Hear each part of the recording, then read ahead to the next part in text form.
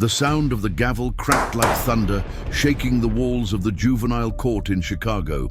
Conversations died instantly. Every eye in the crowded room turned toward a single figure, a 16-year-old girl in handcuffs, small against the massive oak bench, yet somehow unshaken. Her name was Maria Elena Cruz, and tonight her fate seemed already sealed. 8 languages? Judge Whitaker's voice was low but venomous. He leaned forward, his silver hair catching the harsh fluorescent light. "Do you really expect this court to believe such nonsense?" The words dripped with contempt, and then came the laughter. Cruel, mocking laughter from the gallery, echoing like blades slicing through flesh. Maria Elena's mother, skin burned from endless hours cleaning offices, pressed a cheap rosary between trembling fingers. Her father, a construction worker, clenched his fists on the bench, knuckles white, desperate to defend his daughter. But he knew a single word could destroy her chances. The prosecutor, Avery Cole, adjusted his cufflinks and smiled for the cameras. "Ladies and gentlemen, this girl claims mastery of 8 languages, a parlor trick, nothing more. We will show you how she used that claim to manipulate, to forge, to deceive." Whispers hissed through the crowd. "Liar, defraud, deport her." Each word was a stone hurled at a child already bleeding from suspicion, the weight pressed in from every side. And then Maria Elena raised her head. Her voice, steady and sharp, cut through the storm. "Give me 5 minutes," she said. 5 minutes to prove who's lying in this room." The courtroom froze. Even the judge stopped tapping his pen. 5 minutes. The dare hung in the air like a lit fuse, and everyone knew, once it was lit, nothing would remain the same. If you believe truth speaks every language, stay with me until the end. Subscribe so you don't miss stories where the powerless rise against the powerful. And write in the comments where you're watching from, your city and country. I'd love to see how far these stories travel.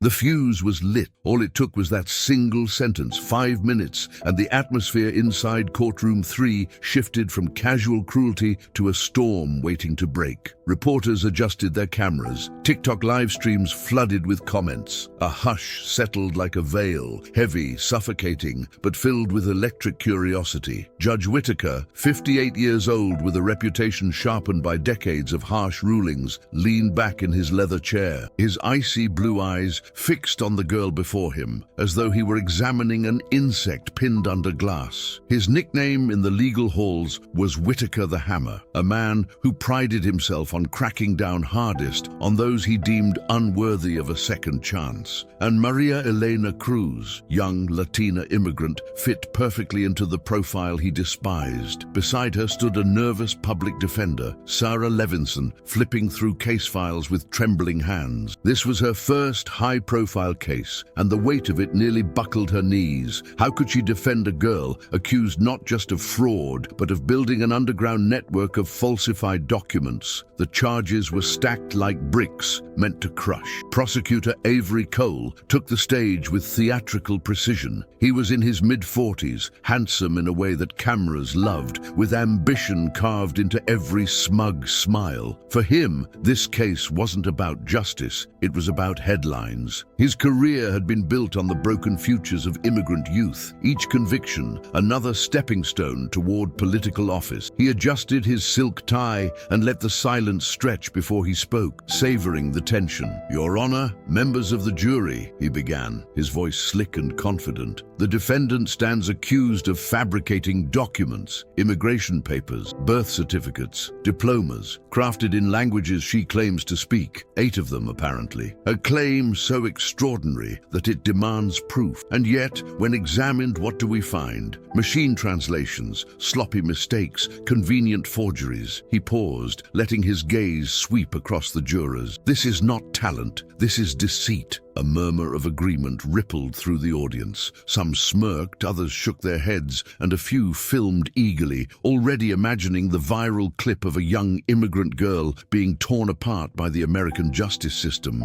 Maria Elena stood motionless, but inside her chest, her heart hammered against her ribs. She thought of her grandmother, who once whispered in Spanish, "La dignidad es lo único que nadie puede robarte." Dignity is the one thing no one can steal. She clung to that memory as if it were armor. In the first row, her mother Carmen fought to breathe steadily. The rosary beads cut into her palm as she mouthed prayers, each word trembling like the flame of a candle about to die. Beside her, Miguel, her father, sat in silence, his work boots still coated in dust from the construction site. He had left early, losing a day's wages they couldn't afford because being present mattered more than food on the table. His dark eyes were locked on his daughter, silently promising strength. Cole strutted across the courtroom like it was his stage. She would have you believe she can speak 8 languages fluently. 8, when even scholars with doctorates can barely master 3. Ask yourselves, does this sound credible, or does it sound like the desperate performance of a girl caught in her own web of lies? The jury shifted uncomfortably. Some seemed convinced already. Others leaned forward, curiosity flickering in their eyes. The tension was a rope, fraying strand by strand, ready to snap. Judge Whitaker rapped his gavel. Order! His tone was flat, but his eyes gleamed with something cruel, as if he relished watching the girl squirm. Miss Cruz, the prosecution claims you've deceived this court, this country, and your own community. What do you say to that? Maria Elena raised her chin again, the cuffs on her wrists glinting under the light. She wanted to scream that she was innocent, that all she had ever done was help. But she forced her words to emerge slowly, each one deliberate. I say, give me those 5 minutes. Gasps scattered like sparks. The courtroom held its breath. Even Sarah, her attorney, shot her a terrified glance, whispering urgently, Maria, don't. But it was too late. The challenge had already been spoken. The judge's brow furrowed. The silence stretched so long that the ticking of the courtroom clock seemed to echo against the walls. Finally, Whitaker leaned forward, his gavel poised. 5 minutes, you say? Be careful, child. I do not tolerate circuses in my court. Maria Elena's dark eyes locked with his. Then let me show you it's not a circus. It's the truth. A shiver ran through the room. Phones buzzed as live stream comments exploded. What if she's telling the truth? This could be huge. No way she can do it. Whitaker exhaled, tapping the gavel once. Very well, 5 minutes, not 1 second more. The countdown had begun, though no one dared check their watch. The weight of the moment pressed against every chest in the room, heavier than chains. Even the prosecutor faltered, his smirk twitching as unease shadowed his confidence. And as Maria Elena prepared to step forward, the air thickened with anticipation. Something was about to happen, something no one in that courtroom would ever forget. The gavel's echo still lingered in the air when Judge Whitaker spoke again, his voice measured but laced with warning. 5 minutes, he repeated slowly. If you fail, Miss Cruz, those minutes may very well be the last freedom you will ever know. The words sank into the room like lead. Reporters scribbled furiously. Cameras zoomed closer, and the crowd held its collective breath. Somewhere in the gallery, a phone pinged with a live stream notification. Breaking. Immigrant teen given 5 minutes to prove she speaks 8 languages. Prosecutor Avery Cole's lips curved into a polished smile. He adjusted his cufflinks, turned slightly toward the jury, and spoke as if rehearsed. You see, even now she tries to turn this solemn court into theater. What does a con artist do when cornered? She performs. She'll parrot memorized phrases, and the desperate will cheer. But this is not Broadway, it's the law. The audience chuckled nervously. A few nodded in agreement. Others leaned forward, eyes wide, hungry for spectacle. Maria Elena stood still, her wrists chained, her heart thundering in her chest. She wanted to scream back, to tell them that languages weren't theater, they were survival. But instead she drew a deep breath, willing herself to remain steady. Beside her, Sarah Levinson tugged at her sleeve, whispering urgently, Don't do this, Maria. It's too risky. He's setting you up to fail. Maria tilted her head slightly, enough for her attorney to hear her soft reply. I don't have a choice. If I stay silent, I'm guilty. If I speak, At least they'll hear the truth. Whitaker tapped his gavel once, silencing the whispers. The court will allow the demonstration. But let it be clear, this is highly irregular. If you falter even for a moment, the consequences will be severe. His piercing gaze swept over her. Do you still accept? The room leaned forward. Every camera, every phone, every pair of eyes locked on her. Maria Elena raised her chin. I accept. Gasps rippled through the gallery. Her mother stifled a sob. Miguel's jaw clenched like stone. Sarah closed her eyes briefly, praying her client knew what she was doing. Cole chuckled, pacing like a predator. Well then, let us begin. Why don't you start with something simple? Say,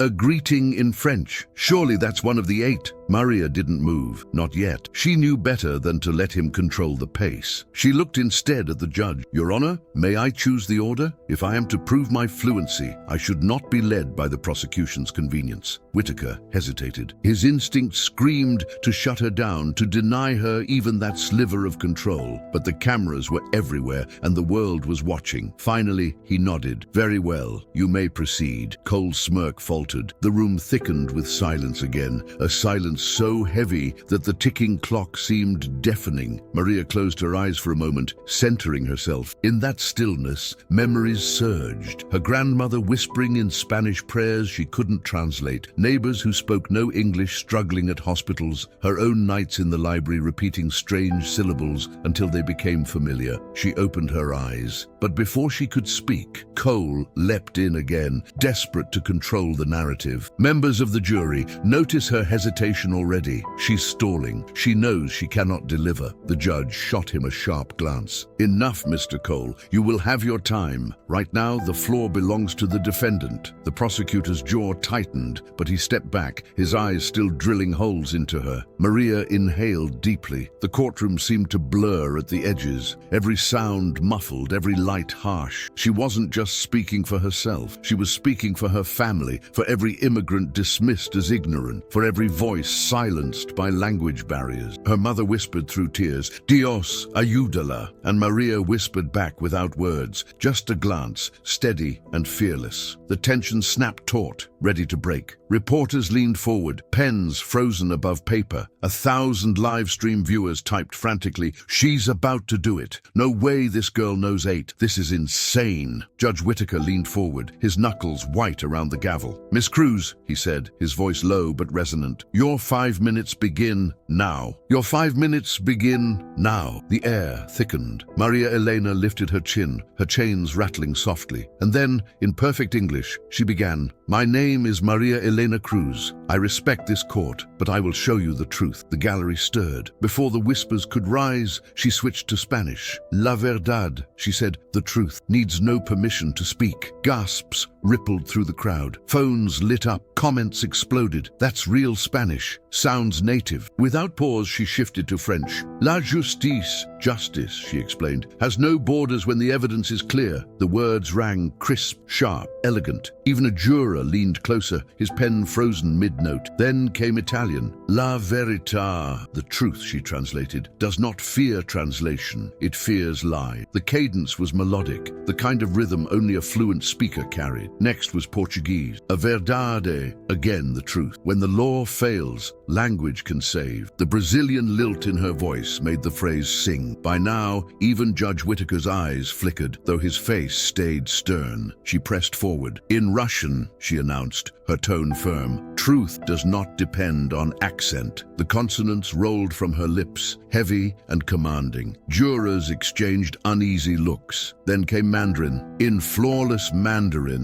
the narrator explained, she declared, facts speak for themselves. One juror's mouth fell open, another clutched his notepad. Finally, Maria Elena let her voice drop into resonant Arabic. And in Arabic, she said, measured and formal, the truth needs no translator to appear. The silence afterward was thunderous. Not a cough, not a whisper. The laughter and doubt that had filled the room earlier were gone, swallowed by awe. Avery Cole broke it with a laugh too sharp, too brittle. Impressive, very impressive. But these are rehearsed phrases, memorized tricks. Fluency is more than parroting words. Some jurors nodded again, the rope of tension fraying. But Maria Elena turned toward him, her voice steady, unyielding. Then let's stop with phrases. Hand me the documents you say I forged. Let's read them together, out loud, in the languages you claim I cannot understand. The gallery erupted. Reporters nearly leapt from their benches. Live streams flooded with, "She called his bluff." Oh my God, fearless. Cole looks nervous. Judge Whitaker rapped his gavel but could not hide his unease. "Order," he barked, but the courtroom already belonged to her. The bailiff carried the evidence forward. Pages fluttered. Maria Elena's cuffed hands held the folder steady. She opened to the first page, a Spanish birth certificate. In Spanish, she read the line. Then in English, she translated, "This word means registered as a child." Yet the prosecution's translation reads registered owner, as if this were property. A deliberate error, not mine. The gallery gasped. Even a juror frowned deeply. Page after page, she exposed mistranslations. Mandarin lab results altered, an Arabic diploma stripped of honorifics. Each correction tightened the noose not around her, but around the prosecutor. When she closed the folder, her voice rang like a verdict. "I don't invent languages, I don't invent lives, I translate them, I protect them. If there is fraud here, it did not come from me." The silence was no longer doubt, it was recognition. The 5 minutes weren't even over, but the balance of power had already shifted. The folder closed with a soft thud that felt louder than any gavel. Yet the moment didn't end there, it opened. The jurors' faces, once tight with suspicion, loosened into something more complicated. The judge's pen hovered useless, and Maria Elena, still breathing evenly, let the room's silence stretch just long enough for memory to step through. She did not cry. She did not plead. She told them where the gift had come from. It didn't start in a classroom. The narration flowed, steady as a heartbeat. It started in a hallway that smelled like bleach and cafeteria soap, a narrow apartment corridor, peeling paint, the hum of a flickering light. 8-year-old Maria, knees scuffed, sat outside a door while her mother scrubbed stairwells for extra pay. On the other side of the thin wall, a grandmother coughed, wet, relentless, and a nurse's English soared past like a train that never stopped. Maria's mother squeezed her hand. "Mija, just listen. One day, you'll understand." She didn't know that promise would become an oath. The first language after Spanish found her in the laundry room, a Haitian neighbor with a blue scarf, laughing softly at the broken machines, folded shirts in perfect squares. "Bonjour, petite," she greeted, tapping a rhythm on the washer lid. "La justice," she would begin in French. Justice, then switch to halting English, is not only for those who speak loud. Between rinse cycles, she taught articles, pronouns, the way the soft R lives in the throat. Maria mimicked, then understood, then asked for more. By the time the machines gave up their last coins, the girl could thread simple sentences together like shirts on a line. Italian arrived with tomato steam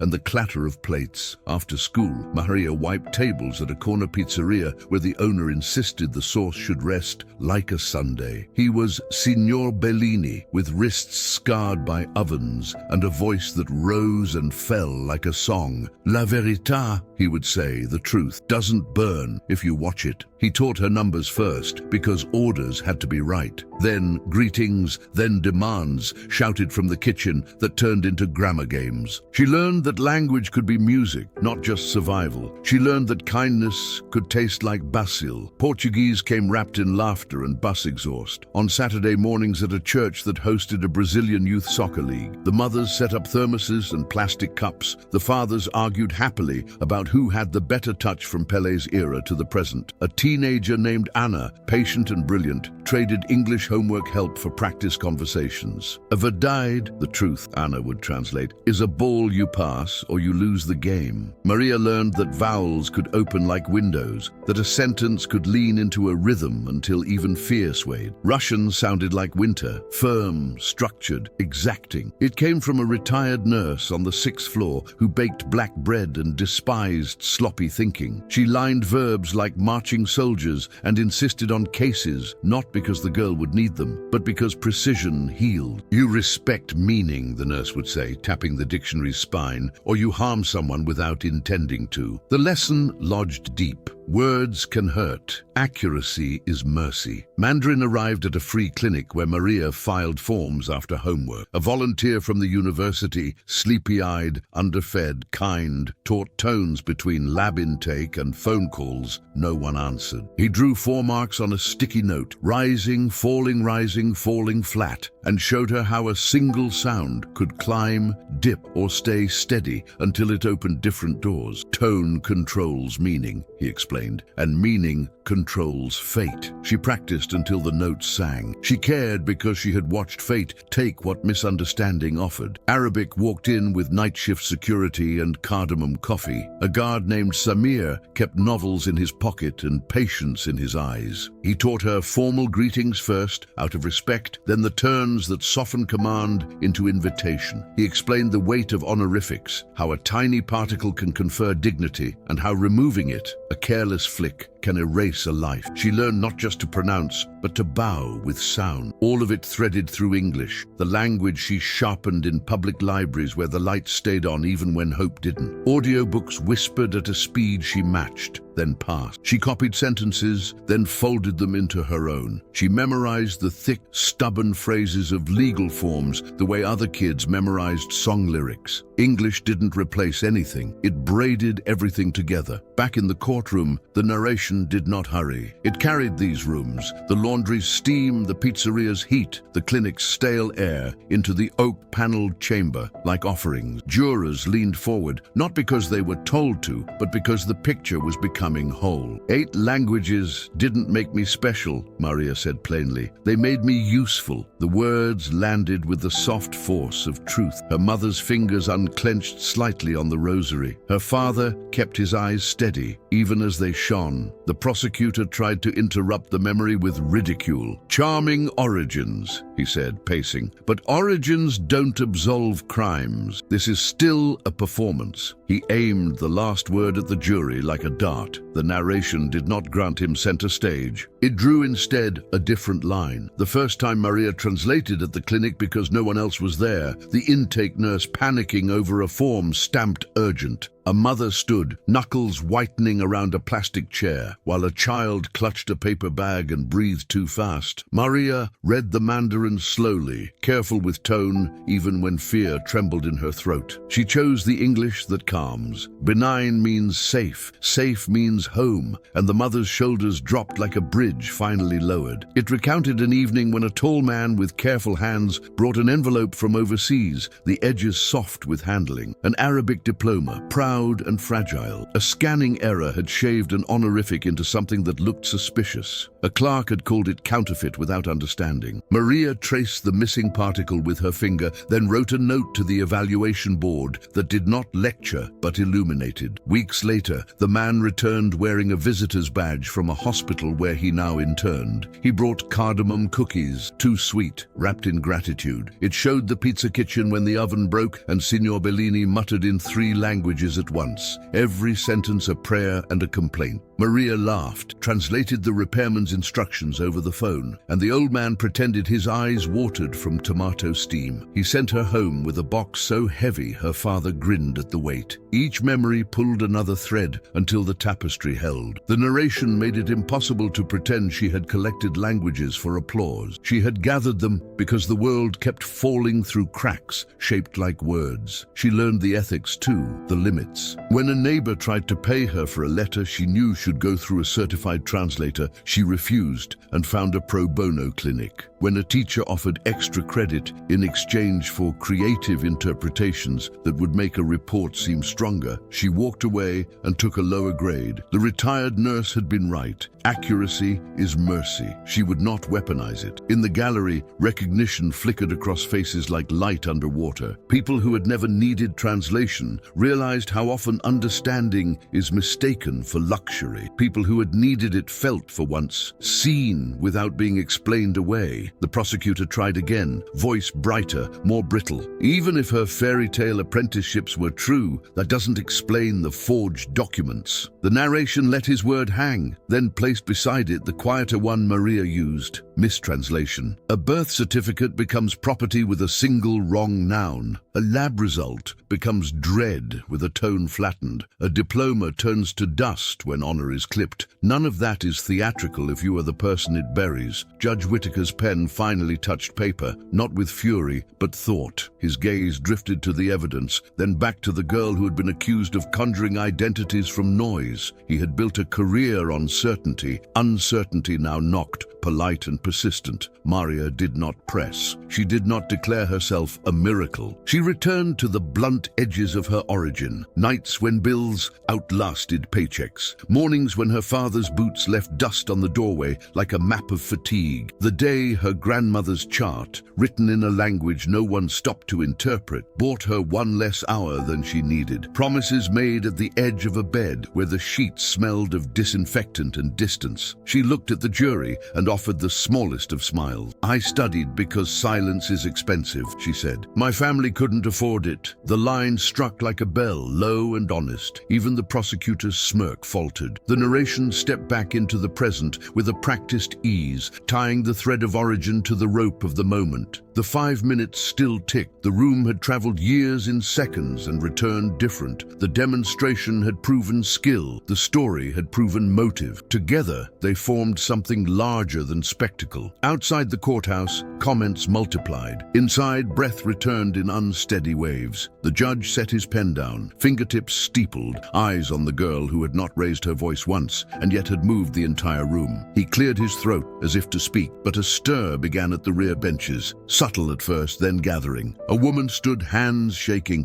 a folded paper clutched against her chest like a fragile passport. Another rose beside her, and then another, voices catching, eyes on the witness stand, not with accusation, but with recognition. They had been waiting for their turn. They had brought their own pages, and when the first one stepped into the aisle, the court officer hesitated, not to block her, but because for the first time all morning, he did not know whether order meant stopping a truth that finally wished to be heard. The 5 minutes were not over. The chorus was about to begin. It began with one voice. From the back of the gallery, a woman rose, clutching a folded report in trembling hands. Her accent was thick, her English halting, but her conviction was unshakable. This is my son's medical paper," she said, holding the document high. "Doctor no understand."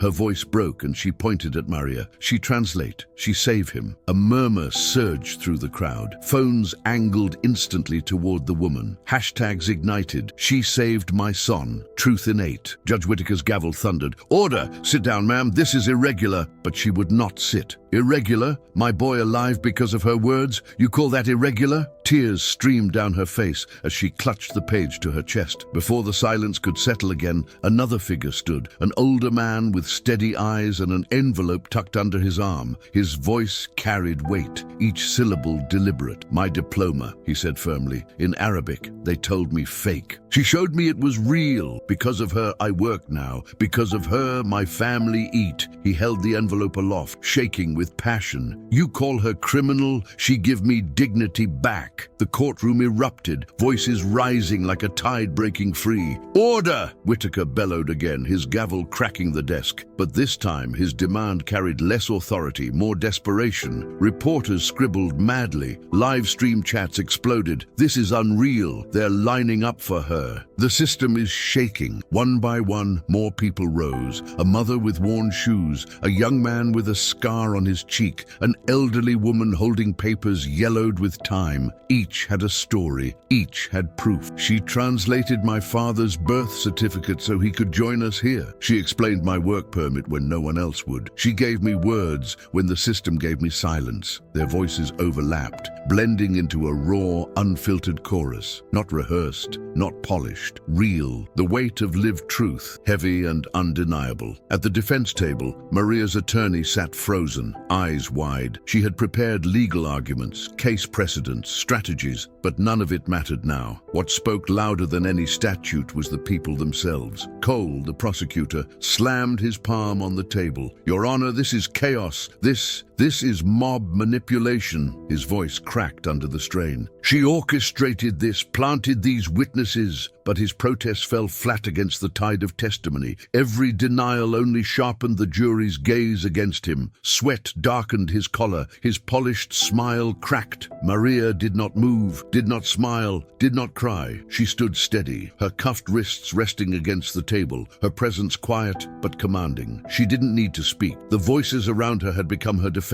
The judge rapped his gavel again, but the sound drowned under the crowd's rising chant. Justice, justice, justice. Finally, Whitaker's voice broke through, but it lacked the thunder from before. Enough, he said, quieter, more fragile. His eyes shifted to the prosecutor, then back to the girl. Something in his gaze had changed. Not compassion, not yet, but doubt. And doubt was more dangerous to the prosecution than any speech. Cole tried again, his words tumbling. Even if she helped some, even if this does not erase the charges. Good deeds do not excuse forgery. But as he spoke, a juror raised an eyebrow. Another crossed her arms. The tide had turned not with law, but with story, and jurors are human before they are legal machines. Maria finally broke her stillness. She lifted her voice, not loud, but resonant. I never forged anything. I translated. I gave clarity where confusion was weaponized. If the crime here is helping my community understand, then yes, I am guilty of compassion. The room stilled. Even her harshest critics hesitated, caught by the plainness of the statement. Compassion, not crime. And then, in the gallery, a child's voice cut through. Small, trembling but clear. She helped my mom. She helped me. A boy no older than 10 held his mother's hand, eyes wide and earnest. The prosecutor froze. The jury turned. And in that moment, whatever argument he had prepared disintegrated into ash. The truth was no longer a concept. It was living, breathing, standing in the aisles of courtroom 3. Judge Whitaker didn't move for a long time. His gavel lay forgotten, his hands clenched before him as if wrestling an invisible war. He had built a career on unbending certainty. Now, certainty bent. The crowd's energy hummed like electricity, unstoppable. And though the trial had not yet ended, the verdict already glimmered on the horizon. The courtroom trembled with sound. Testimonies had piled like waves against a cliff, breaking stone by stone, until even Judge Whitaker's iron facade showed cracks. He sat frozen for a long moment, his gavel resting useless beside him. Order, he said finally. The word lacked its usual bite. It was not command, but request. And still the gallery quieted, not out of fear, but because all eyes now turned to him. Whitaker's gaze swept the room, from the witnesses still standing in the aisles, to the jurors who refused to meet his stare, to the prosecutor whose suit, once immaculate, was now damp with sweat. And finally, his eyes landed on the girl at the defense table, small, cuffed but unbroken. Miss Cruz, he began, his voice unsteady, you have placed this court in an impossible position. The prosecutor seized the opening. Exactly, Your Honor. This is spectacle. These outbursts mean nothing. We have charges, evidence, the law. Whitaker raised a hand, silencing him. Enough, Mr. Cole. His tone sharpened for the first time in hours, and the gallery caught its breath. The law is not blind to truth, nor am I. Cole sputtered, words failing him. He looked to the jury, but their faces were stone. He looked to the judge, but Whitaker had turned away. For the first time in his career, Avery Cole discovered what it felt like to stand alone. The judge leaned forward, each word deliberate. This case is dismissed. All charges against the defendant are hereby withdrawn. The words detonated like fireworks. The gallery erupted in cheers, applause, tears. Reporters scrambled to file headlines. Immigrant teen cleared of all charges. 8 languages, 1 truth. Courtroom turns into revolt against injustice. Maria's mother sobbed openly, the rosary clattering to the floor as she rushed forward. Her father caught his daughter in his arms, his calloused hands shaking as he pulled her close. The bailiff stepped forward, fumbling with the cuffs. The metallic snap as they fell away was drowned by the roar of voices chanting her name. Maria! Maria! Maria! Cole collapsed into his chair, staring at the desk as if it might swallow him whole. His career, built on the backs of silenced immigrants, crumbled in a single afternoon. He knew it. The cameras knew it. The world knew it. Whitaker, pale and weary, struck the gavel one last time, but this time the sound was not thunder, it was surrender. He stood, his robe heavy, and walked out without a word. The hammer had been broken. The story did not end in courtroom 3. It began there. Within 24 hours, hashtags trended worldwide. Next truth innate. Justice for Maria. Languages over lies. Clips of her calm defiance spread across TikTok, Twitter, Instagram. Millions watched, millions commented, millions argued, but one truth remained undeniable. The girl had spoken and the world had listened. 3 months later in Washington, D.C., Maria Elena Cruz became the youngest recipient of the Presidential Medal of Freedom. Cameras flashed as she stood in a white dress, the medal heavy around her neck, her parents' tears shining brighter than the chandeliers. She spoke briefly, not with theatrics, but with the same steady conviction she had carried into the courtroom. Justice is not bound to one tongue, she said. Truth translates. Compassion translates. Silence is expensive, too expensive for any family to afford. Her words traveled farther than the medal's weight. With scholarship offers pouring in, Maria chose Harvard, but only with a condition. She demanded funding for a program she called Bridges of Words, a foundation pairing volunteer linguists with immigrant families in need. By its first year, the program had served over 10,000 cases. By its second, twice that number. And yet, in every interview, she deflected praise. I didn't do this alone, she would insist. Every neighbor, every worker, every teacher who shared their words with me, they built this bridge. I only carried it forward. Well, the narration closed where it began. Not with laughter, not with chains, but with clarity. A girl once mocked for claiming 8 languages had used them not as weapons, but as lifelines. She had proven that talent born of struggle is not fraud, but resilience. She had shown that truth may stumble in one tongue, but it will rise in another. The final line settled like a truth carved in stone. Injustice in any language is still injustice, but truth is universal.